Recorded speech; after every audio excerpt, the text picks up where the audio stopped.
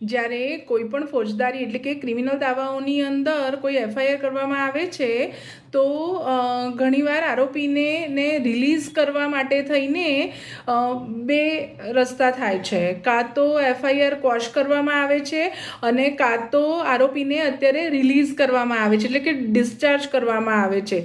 Discharge અને ક્વોશિંગ વચ્ચે ઘણો બધો ફરક છે. તમને એવું છે કે આરોપીને અત્યારે ને તાત્કાલિક પૂરતાને રિલીઝ કરી દીધા છે કે રાહત આપી દીધી છે, પણ જ્યારે એફઆઈઆર ક્વોશ થાય છે એટલે કે જો એની અસર આપણે નોંધીએ તો એ ફોજદારી કાર્યવાહી ત્યાંથી જ ને આખી રદબાતલ થઈ જાય છે, આખી સમાપ્ત થઈ જાય છે, એની આગળ કોઈ કાર્યવાહી થતી નથી. પણ ડિસ્ચાર્જના કેસની અંદર એવું થતું નથી. ડિસ્ચાર્જના કેસની અંદર ટૂંકા ગાળા માટે કે લાંબા ગાળા માટે કોઈ રાહતને કમ્પ્લીટ થાય છે. આરોપીનો કેસ પૂરો થાય ત્યાં સુધી આરોપીઓ એનો કેસ ચાલુ રહેતો હોય છે અને વચગાળાની કોઈ પણ રાહત આપવામાં આવે છે. બરાબર છે.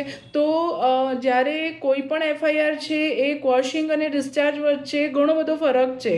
ઓકે, તો એ ઘણું બધું ધ્યાનમાં રાખવું જોઈએ. બંનેની સત્તા, બંનેની કોર્ટ, બંને પણ ઘણા બધા ડિફરન્સીસ છે. એમ કહીએ તો ખાલીને ક્વોશિંગ કરીએ તો એની સત્તા માત્ર અને માત્ર હાઈકોર્ટને જ છે. એફઆઈઆર ક્વોશ કરવાની સત્તા માત્ર અને માત્ર હાઈકોર્ટને છે. ઓકે, એ પોલીસ સ્ટેશનથી એફઆઈઆર ક્યારે પણ ક્વોશ થઈ શકતી નથી. હા, પણ કોઈ ટ્રાયલ ચાલતો હોય અને આરોપીનો ને કોઈ છુટકારો કરવો હોય તો એ ટ્રાયલ કોર્ટ, મેજિસ્ટ્રેટ કોર્ટ, જે એની જે પણ કોર્ટ્સ લાગતી હોય તે આરોપીનો છુટકારો એટલે કે ડિસ્ચાર્જ એને કરી શકે છે. ઓકે, એના એક સ્ટેજ હોય છે, સ્ટેજ કમ્પ્લીટ કરવાના હોય છે.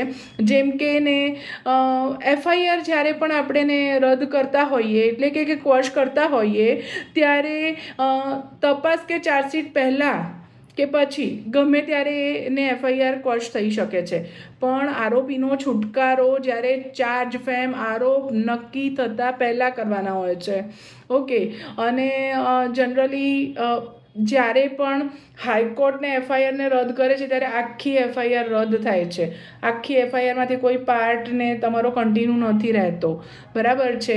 પણ ડિસ્ચાર્જ થાય ત્યારે આરોપી કે સહ આરોપી કે એક ચેઇન ઓફ ધ બહુ બધા આરોપી હોય ત્યારે એમાંથી કોઈ સિંગલ આરોપીને પણ એ મુક્ત કરી શકે છે, યા તો એકથી વધારે આરોપીઓ, આના ઉપર ચાર્જ, આના ઉપર નથી, વગેરે વગેરેનો આખો અને મામલો પૂરો થાય છે. એટલે ડિસ્ચાર્જ અને ક્વોશિંગ એફઆઈઆર માટે એ જુદા જુદા ટર્મ્સ છે.